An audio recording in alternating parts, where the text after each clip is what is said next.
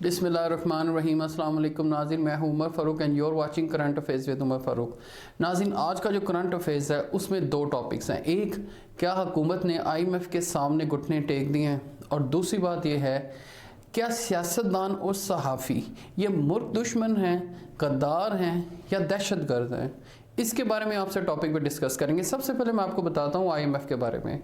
अभी कुछ एक दो दिन हो गए हैं, IMF की एक टीम आई हुई है जिसे हम तकनीकी टीम भी कहते हैं। वो पाकिस्तान में इसहाक डार की जो ज़ेर क़यादत कमेटी है, और उधर से IMF के साथ एक मुज़ाकरात हो रहे हैं।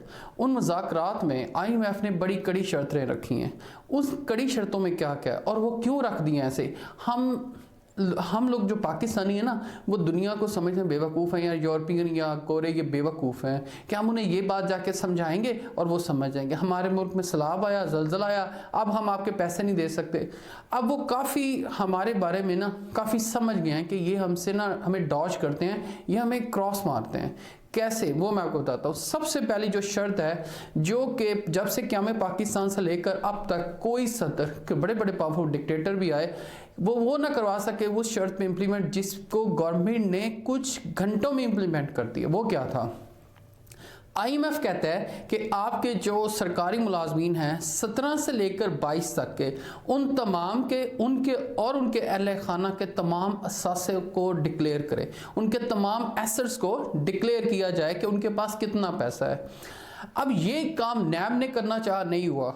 इमरान खान साहब थे, नवाज शरीफ साहब थे, मुशर्रफ थे, मैं सब भी थे, सब ने कोशिश की।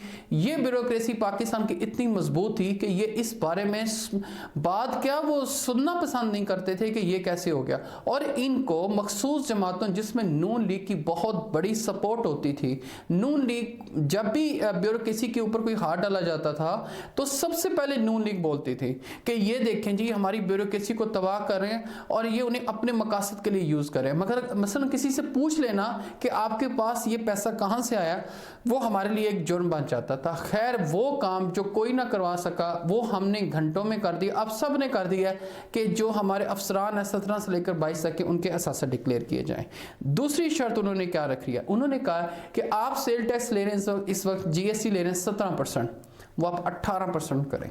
बस 1% इमीडिएटली बढ़ाएं, पॉइंट से नहीं, 1% आपने बढ़ाना है। वो सारा होमवर्क करके आते हैं। हमारा होमवर्क जिस हद तक अच्छा होता है वो हमें नज़र आ रहा होता है, वो सारा हमारे बारे में होमवर्क करके आते हैं। ये बात होगी। तीसरी बात, उन्होंने कहा बिजली और गैस की कीमतें बढ़ाएं, क्योंकि IMF को पता आगे से जो बिजली है वो ज़्यादा यूज़ होगी, गर्मियाँ हैं, पाकिस्तानी कौम ज़्यादा बिजली यूज़ करती है, लिहाजा उन्होंने ये फरमाया कि आप अपनी इस बिजली की प्राइसेस को बढ़ाएं। पहले पाकिस्तान में बिजली बहुत महंगी है, गैस बहुत महंगी है, हमारा जो इंडस्ट्रियल हिस्सा है वो तबाह हाल है।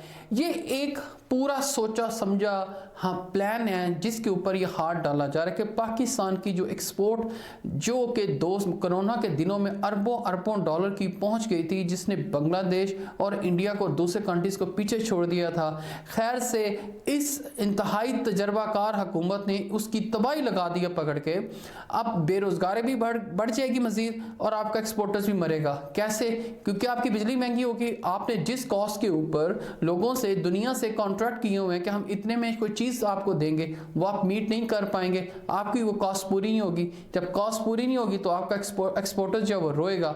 और इससे बढ़ के पाकिस्तान के लिए शर्म का मकाम क्या होगा कि जर्मनी में एक कॉन्फ्रेंस हो रही थी इंडस्ट्रियलिस्ट की, उसमें पाकिस्तान को वीज़े नहीं जारी किए गए, क्योंकि उनको पता चल गया था कि पाकिस्तान के पास डॉलर ही नहीं है, चीज़ें खरीदने के लिए पैसा नहीं है, तो इनको बुलाना यहाँ वेस्टेज ऑफ टाइम है। ये हमारे लिए लम्हा फिक्रिया था।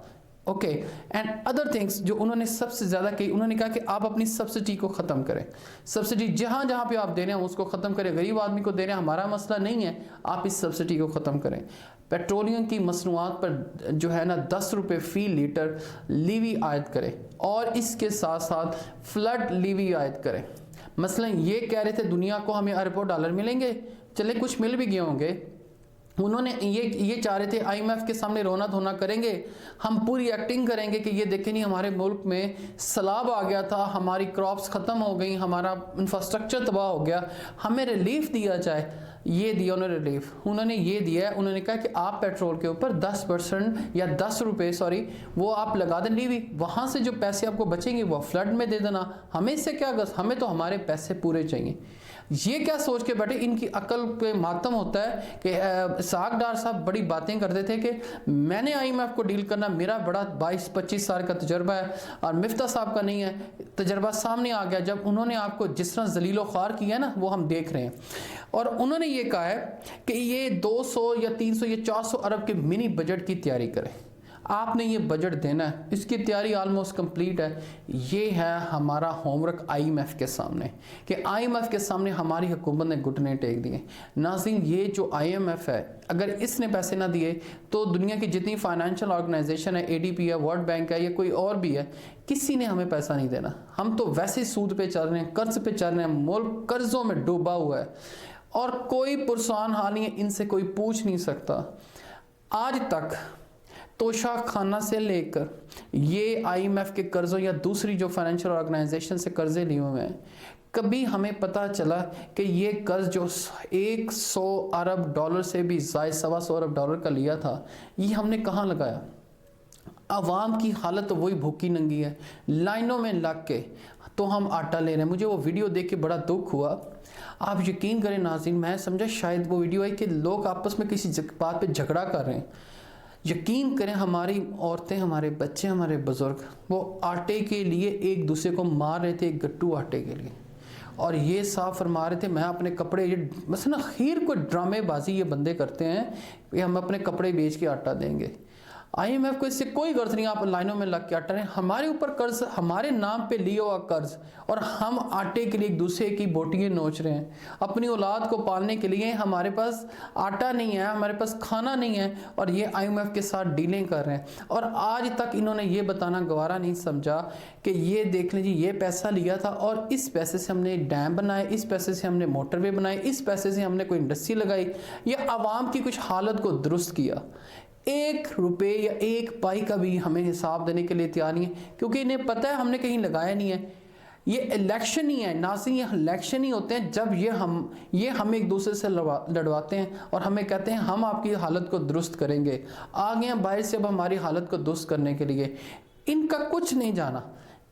ایک مذمت بھی ہوتی ہے نا، وہ بھی محل سے بیٹھ کے نہیں ہو سکتی، یا وہ بھی آپ کے فلیٹ سے بیٹھ کے نہیں ہو سکتی۔ یہ عوام کے لیے لیا گیا پیسہ یہ عوام کے پاس ہی نہیں ہے۔ ہم ہر چیز صبح اٹھتے ہیں، تمام پاکستانی اٹھتے ہیں، اٹھ کے اپنی جابس پہ جاتے ہیں، مزدوریوں پہ جاتے ہیں، کھانا کھاتے ہیں بیچارے۔ یہ ہمارے اوپر لیا ہوا قرض ہے جس کا کوئی بتانے کے لیے 1 روپے کا تیار نہیں کہ یہ پیسے یہاں پر لگے ہیں، آپ کی ڈیولپمنٹ کے لیے لگے ہیں، آپ کی بہتری کے لیے، اس ملک کے انفراسٹرکچر کے لیے لگے نہیں ہیں۔ ہم خود ہی سارے مل کے، جتنی ہمارے آفیسرز ہیں، سیاستدان ہیں، کوئی بھی ہے، سارے ہم مل کے جس کا جہاں بس چلتا ہے نا، اپنے گھر کو گدوں کی طرح نوچ رہے ہیں۔ یہ جیسے گد بوٹیاں نوچتے نا، ویسے اس ملک کے ساتھ ہو رہا ہے، اور ایک دوسرے کو صرف برا کہتے ہیں۔ ہم اپنے لیے نہیں یہ سوچ رہے کہ یہ ہم اپنے آپ کو ٹھیک کر لینا۔ دیکھ لے ہر بندہ جس کا جہاں ہاتھ پڑتا ہے، وہ کسی سرکاری دفتر میں، پرائیویٹ ہے، کوئی بھی آرگنائزیشن ہے، جس کا ہاتھ پڑتا ہے وہ کھا رہا ہے، اور اینڈ پہ ہمیں کہتے ہیں یار یہ دیکھیں یہ فلاں کھا کر فلاں، ایک دوسرے کے پیچھے چھپتے ہیں۔ پھر عمران خان ان کے پیچھے چھپ جاتا ہے، یہ عمران خان کے پیچھے چھپ جاتے ہیں۔ عوام کو سیدھی بات کو نہیں بتاتے۔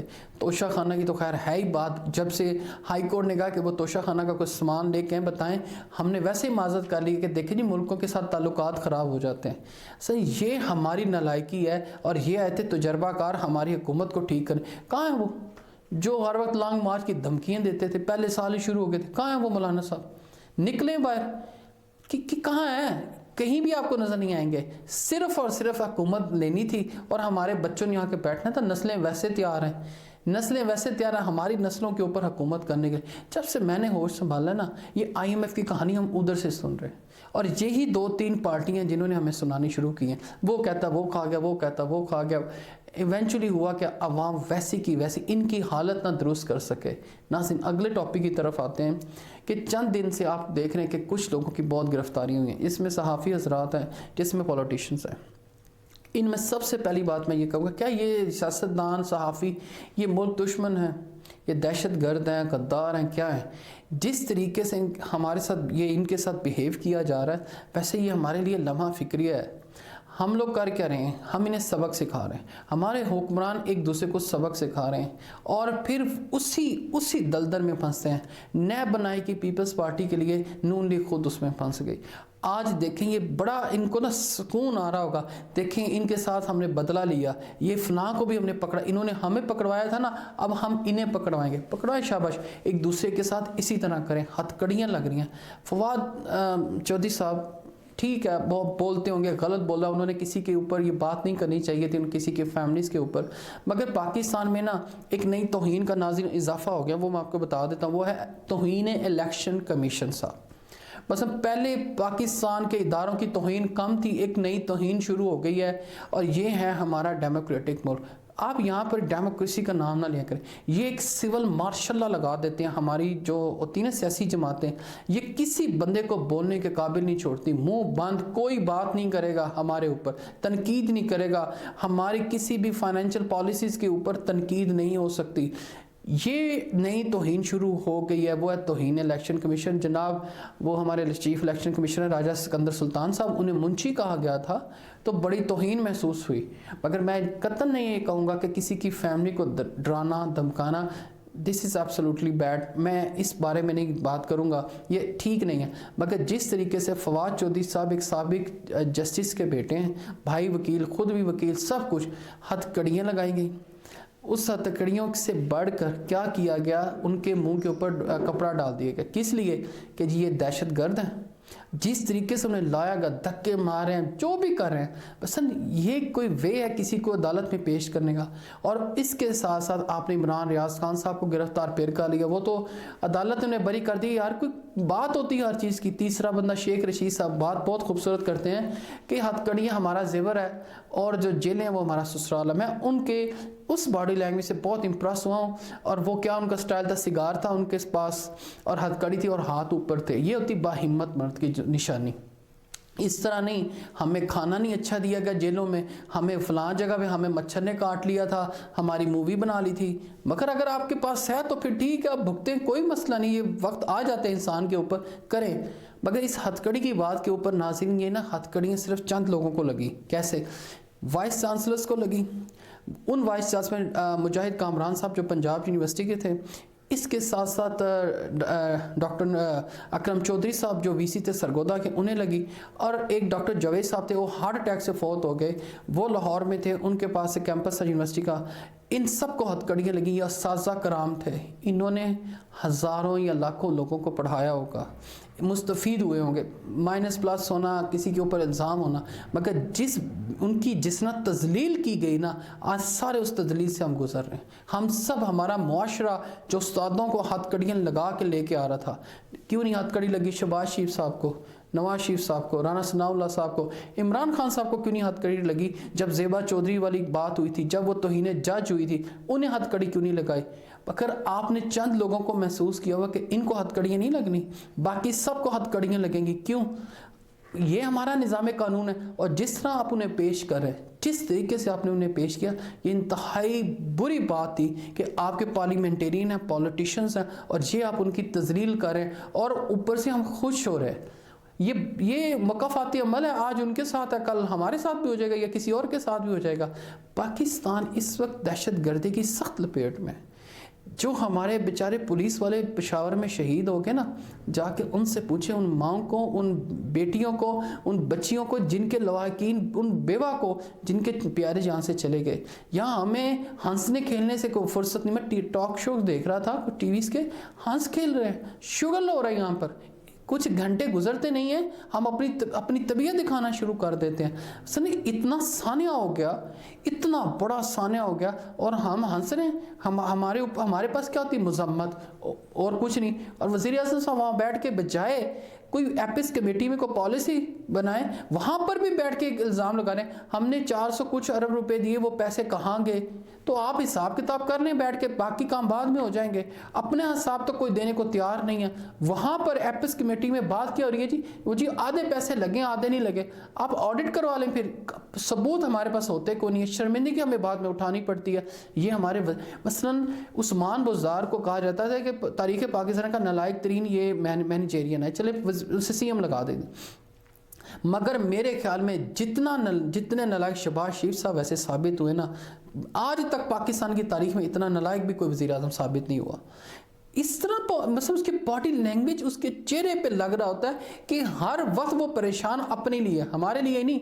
उनके केस बंद होने थे, हो गए, फवाद हसन फवाद तक सब बरी हो गए, सब कुछ ठीक हो गया, इनकी मर्जी की, इनके मंशा के मुताबिक हो गया।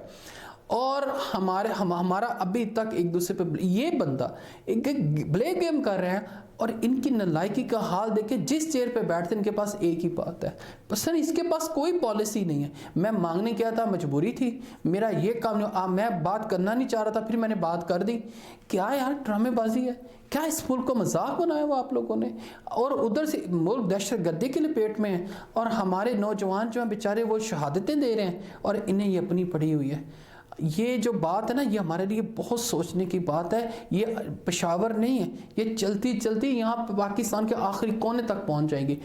और ऊपर से हम सियासी मुकदमा बना रहे हैं, ज़लील व ख्वार करें हर बंदे को। इस इत्तेहादी हुकूमत ने हर मकतबा फ़िक्र के बंदे को अपने ख़िलाफ़ कर दिया, कोई बोलने वाला नहीं। अभी इनकी हुकूमत चले जाए, अभी इन्हें महंगाई याद आ जाएगी, अभी इनकी हुकूमत चले, अभी इन्हें लोड शेडिंग और गैस याद आ जाएगी। जिस तरह ये सियासतदानों को पेश कर रहे हैं ना अदालतों में, ये वैसे ठीक नहीं है। हमें कौमी यकजहती की ज़रूरत है। हम 2014 की तरह एक दफ़ा फिर बैठे, दोबारा ये APS हुआ, हम बैठें और वन पॉलिसी पे अमल करें। और उसका असर बहुत जल्दी हुआ था, क्योंकि हमने एक तरह से हमने आवाज़ उठाई थी, यकजा होकर आवाज़ उठाई थी कि we are against of this terrorism, मगर वो दोबारा हमारे पास लौट के आ गई है। नाज़रीन, अब तक के लिए इतना ही। अपना और अपने चैनल का ख्याल रखिएगा। अल्लाह हाफिज़।